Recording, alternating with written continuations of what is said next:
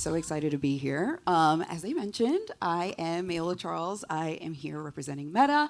I lead our social impact partnerships across entertainment, and I am so excited to be joined here by this fabulous group of panelists. We'll be talking about next-gen equity, music education, and the diverse pathways into music. So we're gonna have fun today, though. I want this to be a fun panel. So to kick off, I'm gonna start with you, Raj. Introduce yourself and tell us about your pathway and your career journey into music. Yeah, my name is Raj Will. I'm from Los Angeles, California.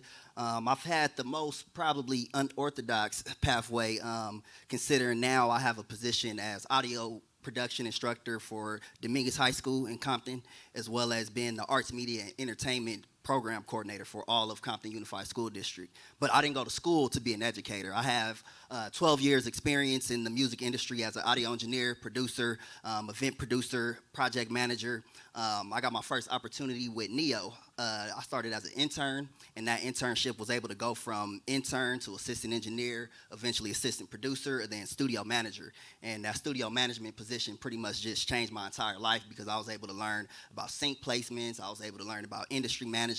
At the time, he had a subsidiary deal with Motown, so I was able to learn about record label management and things of that nature. So throughout those 3 to 4 years, that's what kind of shaped everything that I've started to do, and here I am now. But tell us about what you do right now. You didn't tell us at the top. Yep. So right now, as program coordinator for arts, media, and entertainment in Compton, we provide opportunities for students. You know what I'm saying? We teach audio production. So that's everything related to audio engineering, music technology, as well as entertainment business. You do a lot of great work, and you are selling yourself short on this. He runs the J Dilla Music Tech Grant out of Compton, and he does an amazing job teaching students about production, music production, and engineering. So thank you for the work that you do. Thank you. All right, Flying, you're next. Hi, I'm Falayan. And I'm Bobby. And we're Flying a Boss. We're a music duo, and we're best friends. And we're happy to be here. Yeah. I love that. You want to tell us a bit about your career or your pathway into music? What got you here? Ever since we were little girls, we wanted to be big stars. Yes. So then we met up. We started a duo. The pandemic hit, so we couldn't perform anymore. So we pivoted to social media. And we posted on social media every day for 2 years straight. Yep. And then we went viral last year. And now we're here. Yes. So, Dana, we'd love to hear a bit more about you. Yeah. I'm Dana Droppo. I'm Chief Brand Officer at Billboard, and Billboard is the home of the charts. So we operate a multi-platform media company. We publish a magazine, we have a website, we put on events like the Billboard Music Awards and Billboard Women in Music. And as Chief Brand Officer, my role there encompasses a few different departments. So we have a brand studio that works with all of our advertising partners. We have an events team that puts on all the incredible parties and award shows and concerts that we do around the world. We also have a wonderful marketing team. Our video team puts out about 100 videos a day, and you can watch series like Tour Stop and Billboard News on Billboard.com and across all of our social channels. And then the design team that makes all of our beautiful graphics and creates the look and feel for all of the IP that we roll out. So those are the teams that report up into me. I've been with Billboard for about 6 years, and my background is in editorial. So I started as a journalist and a music fan. And when I was young, I mostly just wanted to get free concert tickets, which you get as a member of the press. So that was my way in, and I'm really happy to be here. Nice, and we're happy to have you. So this is obviously a diverse panel of folks with different entry points into the music industry, but the one through line here is our support for Save the Music Foundation. Many of you probably know about Save the Music Foundation. They've been an OG in the space, ensuring that students, schools, and communities are empowered to find music as a pathway to success and empower them to pursue their interest in music. And so I think that is the perfect segue to sort of ask the panel, how has music education impacted you and has led you here. If you've participated in a program and band, anything that you can share. I'll start with Flying a Boss. We met in music school.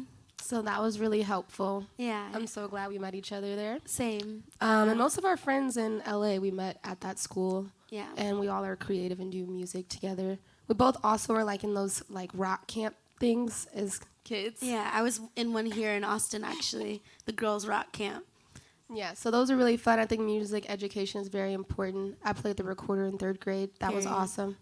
And it helps you build a community of creative people, and it takes a team. So Yes. I likewise played the recorder. I can play hot cross buns. Yep. That's about it. That's Yeah, you know, I'm on my way to the Grammys. Dana, how about you? I'd love to hear more about how music education may have shaped your career pathway. Yeah. As a kid in my family, it was required to study an instrument. You could pick whichever one you wanted, but that was a rule in my house. So I played piano as a kid. Then I went into band where I also played recorder for a second. But I played percussion, and I went to band camp as a kid, and I loved it so much.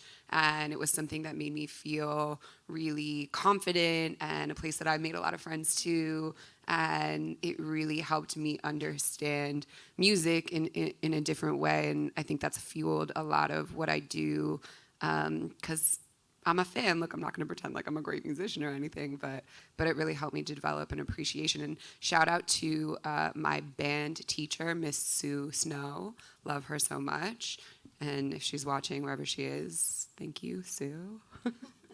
Shout out to Sue.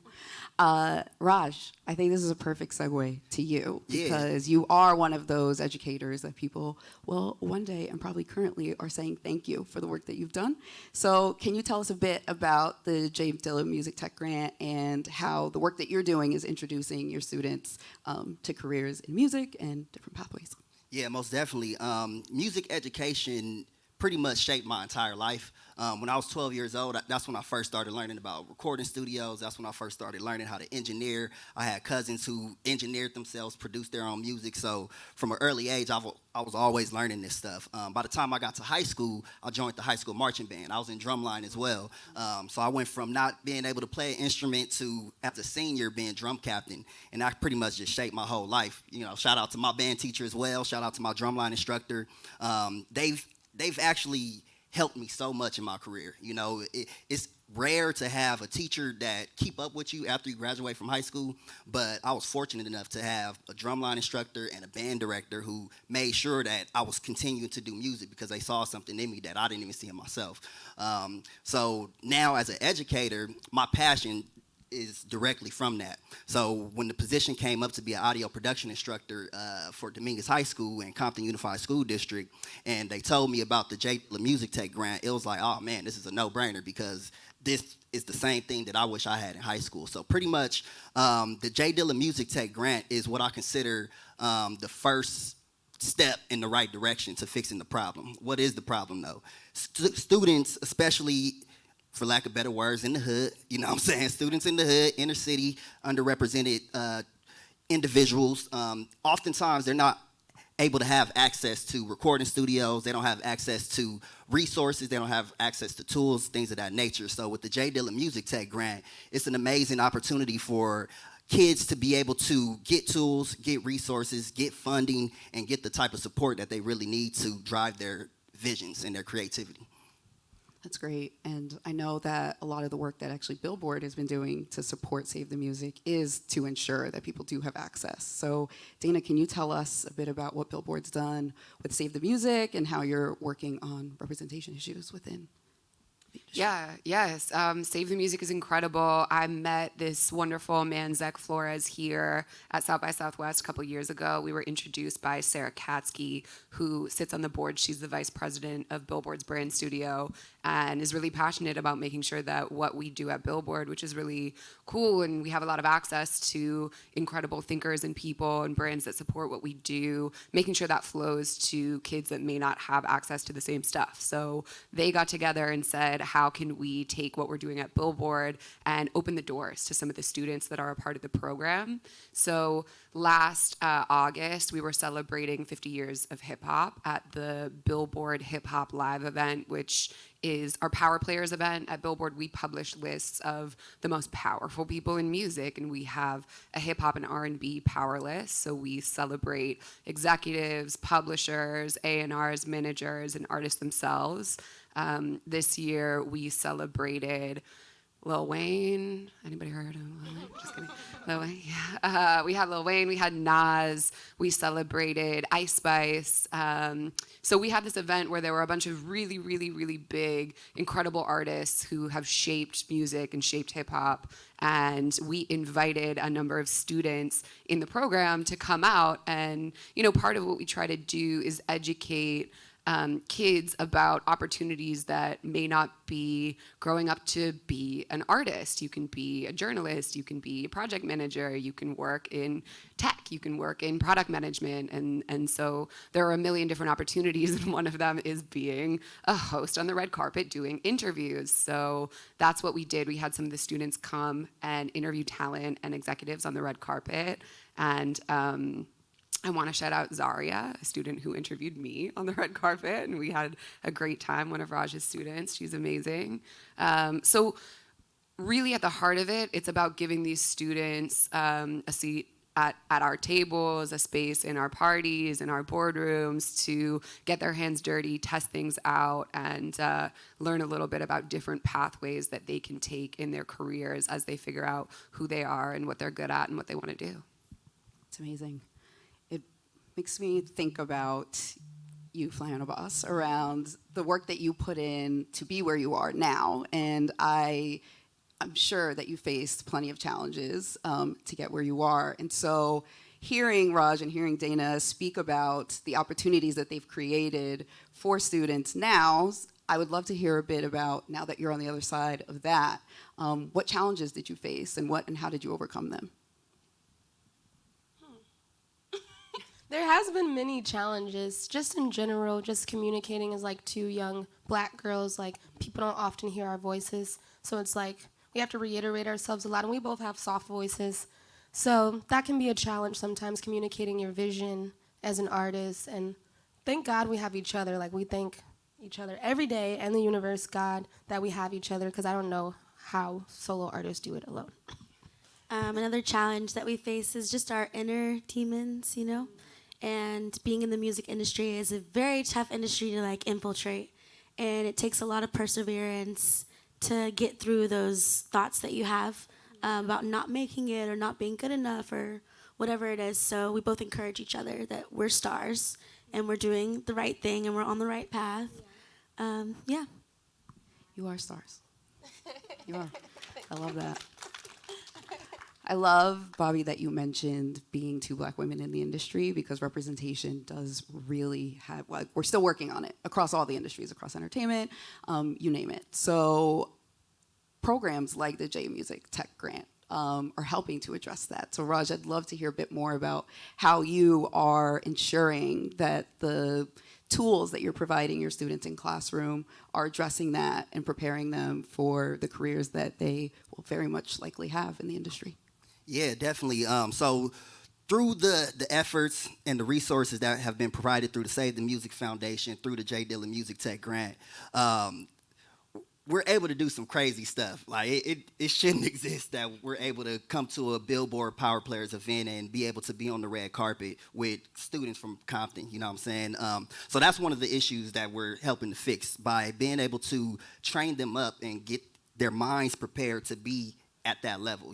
I feel like all classroom teachers, especially as it relates to what's called career technical education, it's our job to teach students how to be a CEO. And what I mean by CEO is not chief executive officer. It's more so about instilling in them the character, the education, and the opportunities that are provided to them to be able to have a seat at the table. So that way, when you do have a seat at the table, you know how to conduct yourself. You know how to pick up some water. You know how to sit at the table. You know what I'm saying? So there's a lot of characteristic things that we teach in the classroom, and through the tools and the resources that we have, we're giving them real hands-on experience. So my classroom is literally a working, functioning studio. We have recording spaces. We have audio interfaces. We have a podcast section. We have a live events portion, so we're teaching them everything like this, we're teaching them how to set up a production like this, so by the time they learn all that stuff and they do have a seat at the table, they know how to represent themselves properly. That's really important. And when you think about a seat at the table, I also think about Billboard and the work that Billboard has done to ensure that the voices of underrepresented artists are amplified and are heard. Congratulations to you for just completing Billboard Women in Music, which was a fantastic event. And so I'd just love to hear more about those initiatives and how you're amplifying and supporting underrepresented artists.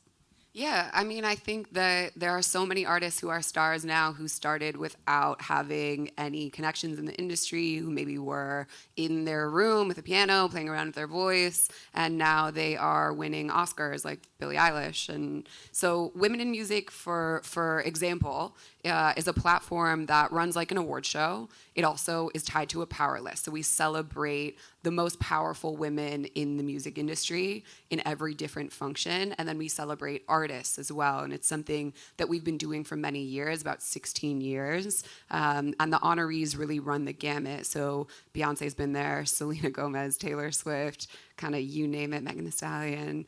And the event it's such a vibe. You get there and everybody wants to meet each other. All these women are from different genres. So last week, for example, we had Lainey Wilson, this incredible country artist, present the Group of the Year award to New Jeans, this K-pop group, and watching them interact and just be really proud of each other was such a cool moment. They probably wouldn't cross paths in that many other rooms. And then you also have all these different women who work in different functions of the industry getting together, patting each other on the back. Everybody dresses up, looks really cute, has some drinks, has a little party. And one of the things that we introduced 2 years ago at that event is a new award, the Producer of the Year honor. And I'm particularly excited about that because in recorded music, women represent such a small, under 3% of producers on the Hot 100. And so that's something we really want to, celebrate the women who are brave enough to do that and have worked up the confidence, believe in themselves to put their music out there. We want to say, you're incredible, please keep going. And we also want to make sure that we can provide a platform for young women artists who may not see themselves in producer roles and tell them there's a space for you, please keep going. So we've done that in partnership with Bose Electronics, a brand that feels very similarly and has put their money where their mouth is when it comes to funding programs that support women producers. Our first recipient was Rosalia last year, and this year the award went to Pink Pantheress, and it was her first ever award. So we're really, really proud of that and trying to keep that going for a long time. It's so important that you try. Oh, yeah, let's clap. Let's clap. It's deserving of that. You called out earlier a student that is in your program, Raj. I would love to hear more either about her or any success stories that you want to tell us through your program. I think it's so important to talk about the wins there and what they look like. So Yeah, for sure. Zaria is a special student, and that's the beauty of being able to be a J. Dilla Music Tech grant recipient, because had we not received that grant, we would not have been able to give her that type of opportunity. And with that opportunity, that expanded her to ways that is kind of crazy, and it's gonna create a legacy on campus. So as she was on the red carpet, that was her first time speaking. But she's always wanted to do that. She was always on campus, holding the phone up, always, interviewing people on campus and things of that nature. So when she got a chance to interview you and she was able to see the cameras and the lights and everything, that literally changed her life. And she came back to school and wanted to start the school news. So now, for the first time at Dominguez High School, we actually just started our YouTube page a couple days ago, and she's going to be producing her own content on our YouTube page. So that's just one of the many things that has taken place. There's been many events to where, we have the music industry remix event at 1500 or Nothing Studio, and we have students that were, and this is kind of also crazy too. We had one of our students in front of Corday in front of Rance from 1500 or Nothing and Dallas Martin, senior vice president of Atlantic Records. And our student was able to play his music in front of those people, and they were blown away in ways that I've never seen this level of industry people be blown away. And he actually left that field trip with a management deal, which is insane. That's unheard of. That's deserving of a hand clap. You know, so through the J. Dilla Music Tech grant, we're able to just get access and resources and have a seat at the table that people from Compton, people from South Central, Long Beach, we don't get those type of opportunities. A better way to put it, people in the hood, underrepresented people, you know, we don't have these type of opportunities given to us, just literally handed to us. So it's up to us to be able to maintain, you know what I'm saying, and know what we want to do. That's what I love about y'all. You know, when I saw y'all perform yesterday, you know exactly what you want to do in the industry, and you know exactly how you're going to do it, and you know exactly how people are going to see you, you know what I'm saying? So that's the type of empowerment that we want to give our students at an early age, so that way, you know, they once they do get to a level like y'all, they have that knowledge and they're not, you know, thrown off by anything. There's a through line here that is very loud and clear, which is about providing resources and tools to be able to achieve these moments and these opportunities. And so I'd love to hear from you girls on what tools have you used? What have you adopted? What has sort of allowed you to have those viral moments and to continue leaning in the way that Raj says that you have been doing and we all see and love? Well, first of all, I just want to say it's great that you're exposing the kids to like those environments, because like seeing it up close and personal makes it more real, and like then you can process it in your head like, oh, I actually can do this because I see the next human being next to me who did it already. So I think that's really great. Respect. Like exposure is like super important. So I would say even myself, like once I saw other artists have success in certain areas, like up close, knowing them, I was like, oh, we can do this. So I think that helps a lot. Yeah, it makes it not that far out of reach. It makes it tangible, something you can actually grasp. Yeah. Oh, sorry, what was the question? We can keep going on this. No, it was just sort of what tools do you feel like you've used or have been helpful in growing your careers and your platforms? Social media obviously was like a big platform for us, TikTok specifically. And we just like posted every day for 2 years, sometimes multiple times a day, and like learning the algorithms and learning like what works for us, like visually. And we learned that it was our music that like got the most attention when we were posting, because we would do like trends, dance trends, like popular sounds, but like what got the most attention was like our music and us being authentic to us. So I would just say, I don't know, social media has been like great for us. It's like the new MTV or something like that. So I think that's like been our greatest tool is social media, because it gives the artist a choice like to put it in your own hands. Felian? I agree, yeah. I mean, we both play instruments. So we use that to like create our music as well with our producer, Marky Style. Yeah, cameras. We both love cameras. We use those. Our clothes. There's so many tools, you know. YouTube is amazing because you can learn anything you want on YouTube. We are YouTube students right now. Yeah, and we have a great team around us that like listen to us and like trust our intuition. I would say like discernment and knowing yourself and authenticity is very important, so that's been a great tool for us as well. Absolutely. I think that shout out at the beginning around, I mean, you mentioned YouTube and sort of social media in general being a really just a useful tool to you. And so when I think about you, you guys are multi-hyphenates in that way. You are creatives and in the content that you've created and how you approach that.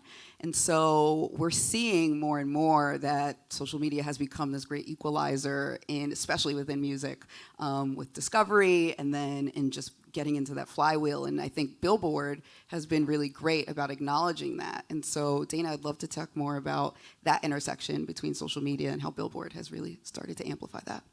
Yeah. I mean, Billboard's a 100-year-old brand, right? So we constantly have to figure out how to make sure that we're relevant and how to make sure that what we are publishing is reaching music fans, because at the end of the day, the health of the music industry across the board, from the artists to the people who work behind the scenes to the fans, is what we're trying to promote. And we want it to be healthy, and we want to hear new music, more music, good for the world. That's unequivocal. So one of the things that we do at Billboard Billboard is make social media really prominent and funding a full video team that is able to publish video journalism that's independent just from what's written on the website. Super, super important for us. Having social media editors who are out and capturing content and being able to show the fans what's happening around the world, whether it's music festivals or shows or conferences, is also super important. And last year, we launched the official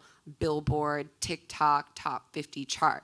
And TikTok is such an important platform for artists, especially for independent artists who want to have control of how they look and sound, and they want to be playful, and they want to be able to constantly engage with their artists, with their fans. And so that chart was super important because I think TikTok is one of those platforms that everybody knew was influencing music and was driving discovery, but it was difficult to ascertain exactly how much. And one of the services that Billboard provides is tracking listenership and being able to showcase, okay, this artist is really poppin', this is really important, you have to pay attention to this artist. Maybe they don't fit into the schema of what, the industry might think of as an emerging artist, but there's an audience for them, and the numbers are undeniable. So you look at Fly on a Bus, for example, have logged 78 million official US streams. It's an enormous number, and I think people look at Billboard and sometimes think that that we're only paying attention to really top artists, and that's true. We log the Hot 100, that's very well known, but every single day our team is tracking the songs and the artists that are bubbling up and bubbling under so that we can be prepared to give them their first cover, to give them an award, to platform them in a way that's going to catch fire when they've already had this ember burning and developed a fan base that's really excited. So we love our TikTok chart. Right now, Flo Milli is in the top 5 of the TikTok chart. And y'all are performing with Flo Milli later. Yeah, so cool. We're so excited. Yeah, wow. Shameless plug, go see the girls at our sister company, Rolling Stone's Future Music Showcase. Social media is vital, and we're so happy to have it as a tool to use. Me too. Thank you, as the Meta rep. Thank you, Meta. Something I'm thinking about, though, as social media becomes so, I guess, pervasive, really. Raj, can you keep the phones out of the students' hands? Or have you figured out a creative way to integrate it into your curriculum? Yeah. The thing about the cell phones, we talk about this all the time, and that's another great thing about the Save the Music Foundation. We have these monthly, quarterly, what we call roundtable meetings. So we talk to all the Save the Music teachers, all the grantee recipients, and we're all kind of, picking each other's brains and seeing what's working, what's not working. That's a common problem in all of our classes, keeping the phones inside of kids' pockets. In my class, like I said, I'm really unorthodox with this education stuff. I let them have their phones. I can't. One thing I don't like doing is repeating myself. So if I tell you once to put the phone away and you don't, there's a reason why you keep taking it out. So now that's my job to understand why they're taking it out and what it is they're using it for. Are you using it to play video games? Are you using it to watch a movie? Are you using it to chat with your friends? Are you using it to read gossip? What are you using that phone for? So now I reverse that and I take what they actually use the phone for and I give them a lesson with that. So it's like, okay, since you got your phone out, now create a cover art for the next podcast that we're going to be doing in class next week. Or now research 5 different podcasts or 5 different top trending things on the Billboard charts that's going to add to the class or add to any project that you do. So with the cell phone thing, you can't, it's 2024. These kids, if they don't got the cell phone out, they got the Apple Watch and everything like that too. So it's impossible to get that out the class. You just got to figure out how to use that as a resource that's going to actually help them. Super innovative. I had to ask because, I remember when I was in school, I'm not going to age myself, but my phone flipped, and I could barely take it off of my desk, and I would get in trouble for using it all the time. But now I realize the different ways that it's sort of, not cell phones in general, but the different ways in which now educators have tried to leverage social media as part of their curriculums in really innovative and smart ways. And I wanted to make sure that we were able to shed light on the work. Yeah, not every educator is privy to this, though. This is new. I think a lot of educators, they're still stuck in the old ways of doing things. So that's the importance of even this right now. You know, it's important for you to get rid of the old ways because that don't work anymore and think of new innovative ways to really help them achieve success. On the topic of innovation, can we dig into that a little bit? So I feel like we are a group of innovators in our own right, in our own industries on this stage. And so I'd love to talk about how Flying a Boss has sort of innovated on this idea of being a creative and an artist, and how you've just sort of taken that and made it your own. That's been on artistry.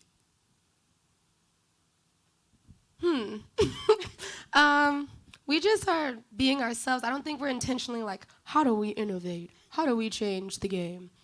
We just like try things on the internet and like different ways to promote our music. Our music is very important to us, so we want to get it in front of as many eyes as possible. And we like care about our visuals. We care about how it looks and how it's portrayed and how what we're conveying. So yeah, but are you thinking about innovating? Not really, no. We just like to create. Comes naturally. Yeah, I think so. Yeah. We also want to show that Black women are not a monolith and that Black people aren't a monolith. And there can be many different types of Black people doing all types of music, any type of thing. Can I cuss? No, huh? Yeah, I think from you can. baddies to weirdos who like anime. Yeah, we come in all different shapes and sizes. We do. So we do like to convey that, but we are just being ourselves. It's just like, us, yeah. We just wake up and want to put glitter on our face. Yeah. And it looks gorgeous. Thank you. I want to put glitter on my face. I know. I'm like, I should put glitter on my face today. Raj, let's chat a bit about the challenges maybe that you're facing. It's a quick pivot. But I'd love to talk about the challenges you're facing. I think that's real. I think given that Save the Music has a large footprint across the country, there are many ways that everyone in this audience can participate in supporting the work that they do. So I think it's important to hear directly from an educator who is supporting these programs and leading these programs on how someone could do that and what challenges you're facing. Yeah, really the only challenge with something like what the Save the Music Foundation is providing through the Dilla Music Tech Grant, there aren't any real challenges. The only challenge is going to be getting rid of the old way of doing things, because we're provided with so many resources and so many tools to help students alleviate any problems. So, for example, typically on campus, before we had the audio production class, one of the biggest problems will be kids walking around, not going to class, and kids having failing grades and declining grades and things of that nature. But through the J. Dilla Music Tech Grant and us being able to turn my entire classroom into a functioning recording studio, kids' grades are actually going up now because they have a reason to be able to stay at school. They want to come to school now because they can record music, they could create podcasts, they can shoot music videos, and they don't have to worry about even, even the drug thing and the gang banging thing, in the hood. That's kind of going down a little bit, which is going to take time for us to really change that culture. But just for example, one of the opportunities that we had an opportunity with United Masters, in which 10 of my students are going to be placed on a curated music market playlist on United Masters, to where people can look up their music and they can get potential seat placements and things of that nature. So they can make money in high school because of these opportunities. So that changes the mindset of, I don't got to go in the hood no more doing this, that, and the third. I can just go to school and I can maybe go viral, or I can maybe achieve success, or I could maybe shake hands with somebody that could put me in a different position. So it's not really a lot of problems and challenges that we face, other than just creating new solutions, you know what I'm saying? And that's what we're currently doing. I love being a solutions-oriented mindset. Do you ever invite the community into your programming? I'm just curious, again, in the spirit of what can you do to support music education? What have been some of the experiences you've had where you've had the community really invest in the work that you do? Yeah, that's like I said, we're gonna keep going back to Save the Music Foundation, because that's another beauty of what they were able to provide for us, because we've had random stuff just happen at the school. For example, we had Ed Sheeran come perform at our school, and that was amazing for our kids because they've never seen a concert. You know, they've never stepped outside of the Compton area to see somebody perform live music. So to have somebody like Ed Sheeran come and make that happen, you know, it's like, oh dang, that changes everything for them. Additionally, with that, I'm trailing off. What was the question again? I'm sorry. No. I'm Go trailing ahead. off, No, yeah. go ahead. I mean, the question was about how the community and has invested in the programming, but I love this trail that you're on. Yeah, no, so that's what I was trying to get to. So with events like that, the community is able to come to the school. So typically parents will come to the school just because their kids got in trouble, or because, you know, the kids are getting kicked out, or the kids about to get arrested or something like that. But now they're coming to the school for events like seeing Ed Sheeran perform. And my students, they create these live concerts. They create situations to where the band can perform, the drama department can perform, rappers, singers, everybody on campus. It's like a high school showcase. So with that showcase, we're able to really engage the community and bring them involved. Let them see their kids actually do something positive, because they haven't really seen their students do anything positive. So that's one of the main things that I'm working on. We collaborated with Blue Guitar Project and Bright Path Center to create these situations to where we could do music festivals at the school. You know, so that's something that we're currently working on. Our next activation is going to be towards the end of the school year, and that's going to be our last like end of school year concert, and that's to where the whole city of Compton could come out. It's going to be food, games, carnivals, performances, all that type of stuff. So arts, media, and entertainment, you know, bring the people together. The Ed Sheeran note at the top. Back to Ed Sheeran. No, not yes, but no. But I wanted to mention the Ed Sheeran piece because I think that also speaks to just proximity and having access to seeing someone do what it is that you want to do. And so, Flying a Boss, I would love to hear if you have any, I don't know, advice or, you know, takeaways that you would give a young artist or a creator on achieving their success or following a pathway that they want to go down. Consistency, teamwork. You can't do it by yourself. You have to collect people, really, that have the same mindset as you. Yeah, for sure. What else would you say? Like, stay true to yourself. I know it sounds like a cliche, but it matters. Like, people can like feel the authenticity, especially in today's world with social media. Like, people are so up close and personal with their fan bases, so the fans can read if you're not being genuine to yourself. And like, you don't have to compromise your artistic integrity or who you are as a human being, like, for the sake of success. You can be exactly who you are and still be successful.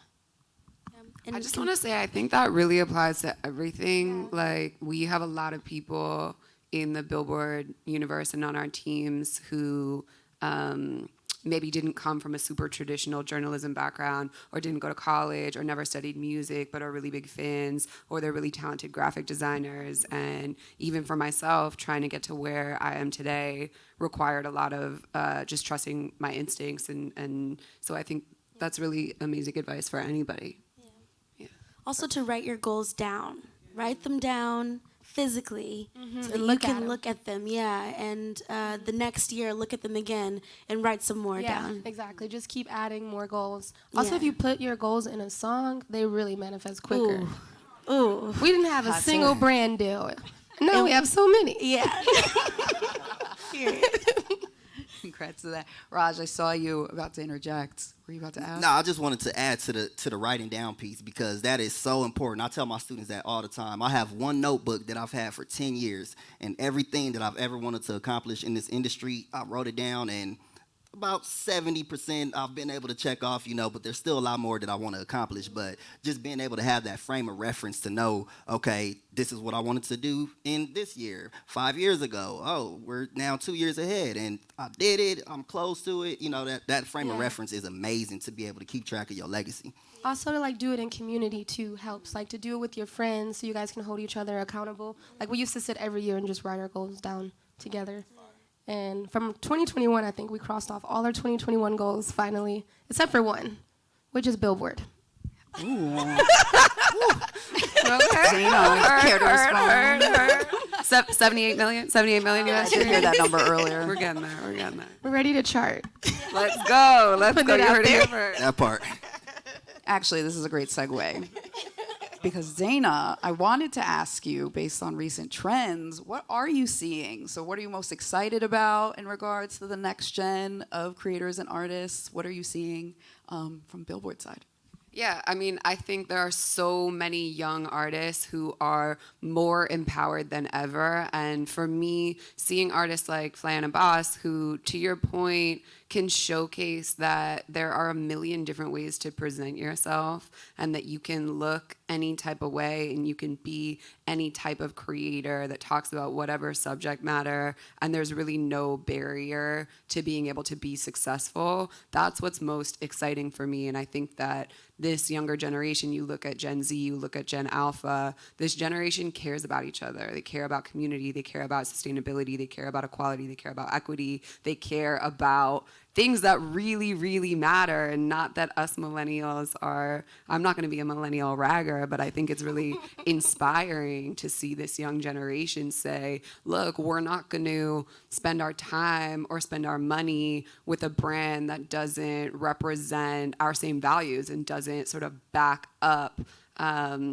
projects that really matter to us. And so I look at these young artists doing it their own way, and a lot of them are independent, a lot of them are working outside the major label system, not to say that that isn't a great system if it's the right fit for you, but they're really demonstrating that that is not the only way to be successful, that's not the only way to generate a fan base, and that's not the only way to generate revenue. And being able to support yourself as an artist requires thinking out of the box and taking brand deals that can help you have 3 months to sit and record, or 2 months to be bored and let your mind wander so that you can come up with a new idea that could be really lucrative for you in the future. All of that stuff is so important. So I'm inspired by the future. I'm really honored to be able to witness this time in music because there's so much good stuff to come.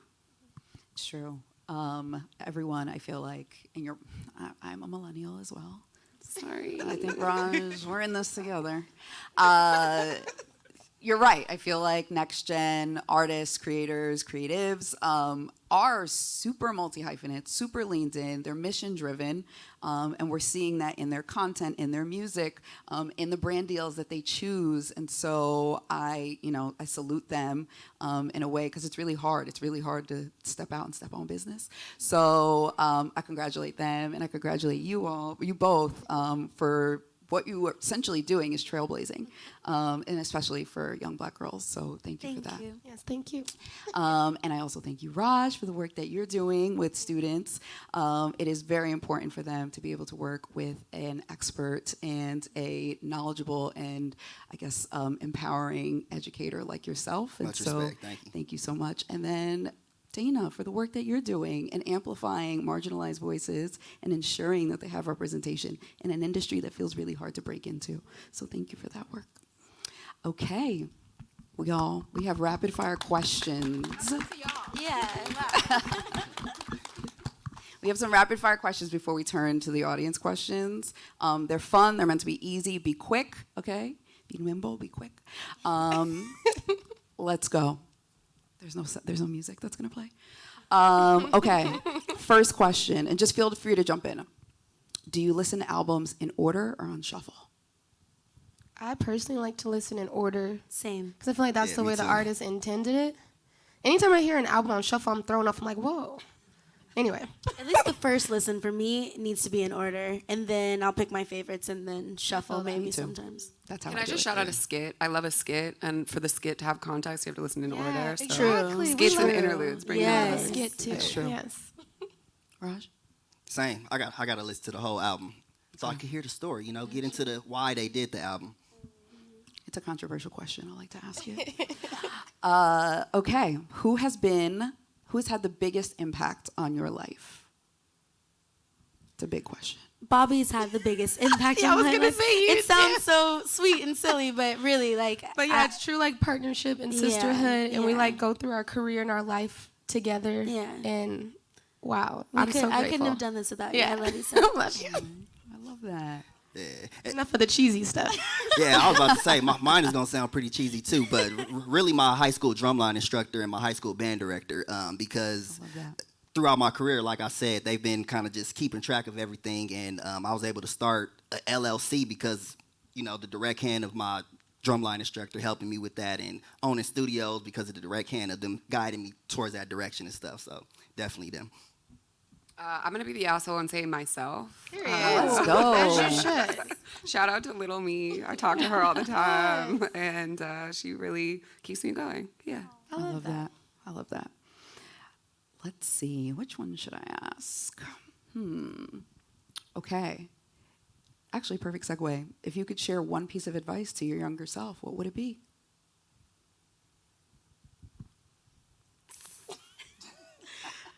To start a duo with Bobby earlier. Because if we would have known each other earlier, or done this Yeah, if like earlier. I had made my way to Dallas as like a 7-year-old, or she came to Detroit, it would have been over for everybody. Or when you were gonna move to California, Yeah. maybe I could have moved to Yeah, California. exactly. Anyway, we would write ourselves a very detailed letter about who Like we fine, are. fine flying Yes. and commit. But also, I would just say also be patient. I like grew up very impatient. Yeah. Like, when is it gonna happen? When is it gonna happen? And like I took myself through a lot of mental drain by like not being patient. That's one that I remind myself often. If I answer the question for myself, I think it would have been trust your instincts. Yeah, it would be trust your instincts. You're on the right path. Yeah. Same for me. For me, I'll tell myself, stop tripping, stay consistent, and go beyond. Simple as that. Because I was tripping, not thinking I would even be able to have this type of talk. So stop tripping. That's really good advice. I think I would say anytime you feel like giving up, just take a break. Take a break, come back to it. That's a good one. Every year I would tell her this is my last year. We're like, I can't do the music industry anymore. We haven't made it yet. I'm tired of working our jobs. I'm like, yeah, right, girl. Okay, like, I can't do this anymore, but I kept going. Vacation. That's vacation time. Yeah. Okay, if you could listen to one album on repeat, what would it be? Janet Jackson, Velvet Rope. Great one. Nipsey, Victory Lap. Channel Orange, Frank Ocean. Oh, that was mine. What's going on, Marvin Gaye? Great. Period. That's my favorite. I love that. No, mine is actually Channel Really? Orange. Yeah, no, when you said it, I was like, damn it, that's mine. It's a great album. They're all great albums. Okay, let's see. Last question before the audience questions. Do you play an instrument, which we kind of touched on? As you know, I am a recorder. Gang. So, do you play an instrument? And if not, what instrument do you wish you could play? I play drums and percussion. That's my primary. Nice. Is there one you wish you could play? I wish I could play saxophone, to be honest. Yeah, I really wish I could play that. But, you know, the breathing techniques and all that, you know. It's a lot, yeah. I play guitar and keyboard, sometimes ukulele. But yeah, I wish I could like Lisa Simpson it up and do the saxophone. Same guitar, piano, sometimes ukulele. I wish I could play the harmonica like really well. Like Stevie Wonder, yeah. I can play the piano a little bit. Oh, nice. And I wish I could play the cello. Ooh, that's a good one. I wish I could play bass guitar. There's nothing stopping me. I should just learn. Yeah, get into it. Never I sat too on a late. panel with YouTube YouTube Collins University. this week. See? It was See? amazing. Bass player for life. That's true. I should go to online university. You should See. try. Yeah, it's true. Within the week. Like, buy a bass. Just start. We believe in you. Yeah. Wow. Okay. Nothing's stopping you. No Just do pressure, it. no pressure. How am I gonna how are you gonna hold me accountable? We're gonna follow you. Check on your social Instagram. media. Yeah, and make post sure. about go. it. Okay, the pressure's Write it on. down. Write it down. Just start. You're going to suck at first. Everyone does. You know what? I'm feeling inspired to do See this. it through. Actually, Grab a bass. I'm so serious. that's true. Okay, I'm gonna do it. You heard it here first. Like and subscribe below. Okay, audience questions. This one's a great one, and I think everyone here can answer it. So how can the music industry advance equity for next-gen creators to ensure underrepresented youth have the resources to thrive? Exposing them to what those resources can do for them. I think that's kind of my main thing that I stick to, exposure. You know what I'm saying? Once they see something, it make it tangible and they could believe in it. So the more we teach them about what they can do with the resources and the tools that can be provided, then now they're empowered to be able to actually do something with it. I think uplifting more teachers like you is very important and really does help students. Yeah, mentorship is like super important. Like if other people who are in the music industry could like mentor and give back, I think that would help the music industry as a whole.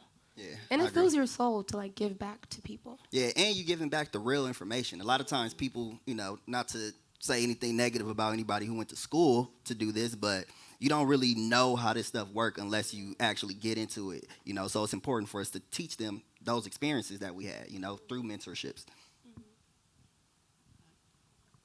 Okay. Oh, we have an audience question. I didn't realize you could ask. Hi, my name is Khalil. I actually make content about Black history and Black history in terms of culture as well. My question is about Billboard, actually. So I see like a lot of the programming and how it's great for increasing representation. But I'm curious, are there internal discussions about how Billboard categorizes musicians? Specifically, like any conversations around standardizing that? Because we saw with like Beyonce's new country song that those were in the country charts, but like Daddy's Lesson wasn't, and Lil Nas X's song wasn't. There's like a history there, like segregating music.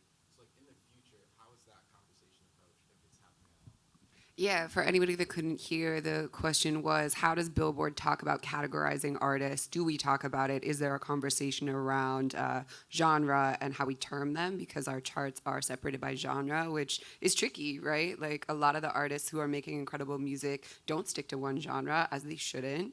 And so, first of all, the answer is yes. We talk about it all day, every day. It's super important to us. We want to get it right. The desire is to get it right, and the desire is always to allow artists to represent themselves in the way that they want to. And so I think that part of it is metadata, right? So we receive information from the different DSPs when a piece of music is uploaded that has identifiers in it. So we try to be really respectful of the way that the artist and their team identify any individual piece of music themselves. And, you know, any system for categorizing anything inherently has to change over time, and you see that with textbooks and you see that with encyclopedias, and so it's really something that we take seriously. Our charts team is hyper dedicated to being students of music and having relationships with artists and labels, and so I think there are times when you get categorizations right, and there are times when you get them wrong. And for us, it's all about making sure that we have the right information from the sources themselves. And if there's a time when we get it wrong, that's okay. Everybody gets things wrong. We change it. We fix it to the best of our ability. And it really has to be an ongoing conversation so that we can reflect music. That's what media and journalism does when it does its job the best way. It's a mirror for the artists, and it's a mirror for the fans, and a mirror for the culture. I love that. Our next question from the audience is, we talk about TikTok paving the way for music artists and partnering with folks like Billboard to champion these artists. Is there a space for Meta to do this? Wow, question for the moderator. I think there is a space for Meta to do this. I think we are currently doing this. I think the way in which the TikTok has chosen, or Billboard has chosen to work with Billboard, is in one way. But we do support the creative sort of, I guess, pathways that our artists are leveraging the platform. And so is there a space for Meta to do this? I think in the way that Billboard has done it with TikTok. Yes, I think that it looks like supporting the artists and the artist content. And so we are ensuring that artists have the instruments, the tools, and the best practices to leverage Meta platforms in the way to serve their artistry and their business. And then that feeds into the flywheel that does then end up with, whether it's virality, brand deals, so on and so forth, and then ultimately charting. And so we do have a number of programs that we have in place at Meta to support emerging artists, established artists, you name it, be able to amplify and to honestly be platformed, so that they can have the visibility to end up on these Billboard charts, these brand deals, so on and so forth. So I think it just doesn't look the same with every social platform. And we do work together. We have amazing programs together. Meta has supported a ton of our events, including Latin Music Week, where they have funded content that's allowed us to spotlight some of the most exciting young Latin artists that are coming up. And we have worked together to basically feed chart information and new chart updates across the whole entire sequence of Meta platforms. So that lives across Instagram, which is inarguably so influential for artists. But you'll see the same thing living across Threads, where we'll have original conversations with artists who have charted for the first time, and Meta has really put their money where their mouth is to be able to make that possible in a way that's super unique. And then we do the same thing on WhatsApp. WhatsApp channels are an incredibly influential tool for us to be able to let our audience know about new updates that are coming. So definitely we love TikTok, we love that chart, but I think that Meta has done a lot of this work and continues to do this work long term. Thank you, Dana. We love working with y'all. Yeah. Okay. Not a question. Just want to congratulate Raj on his entrepreneurial journey. Oh, thank you. Thank you. Much respect. Much respect. Congratulations. Thank you very much. I think that's it for our questions, y'all. Unless anyone wants to ask someone else a question on the stage here. Is there any burning questions for someone on the stage amongst our panelists? Okay. Oh. The question was, what's your favorite anime? Oh, yeah, what's your favorite anime? I'm wearing my favorite anime right now. It's Attack on Titan. But I just started Demon Slayer, and I really, really, really like it. Yes. Nice. I don't watch anime. I got to get into it. It's okay. I don't either, but my bestie does. Okay. I like sitcoms. Yeah. Oh, favorite sitcom? Today, I'm going to say The Golden Girls. Ooh, classic. Amazing. I wasn't expecting that one. Well, I think that's it for our conversation. I do want to say again, thank you, Save the Music, for bringing us together, for continuing to do the work that you do to empower students, communities, and schools to leverage music to find success, and to achieve their dreams. We are in full support of the work that you do, and we are thankful for the work that you do. And so we are just grateful to be here. And thank you to my wonderful panelists, Raj, Falayan, Bobby, Dana. Thank you so much for coming today. Thank you for the gems that you dropped, the inspiration that you've provided. I think this was the best South by panel, but I might be biased. Thank you guys. This was our first panel. Yeah, thank you. Great.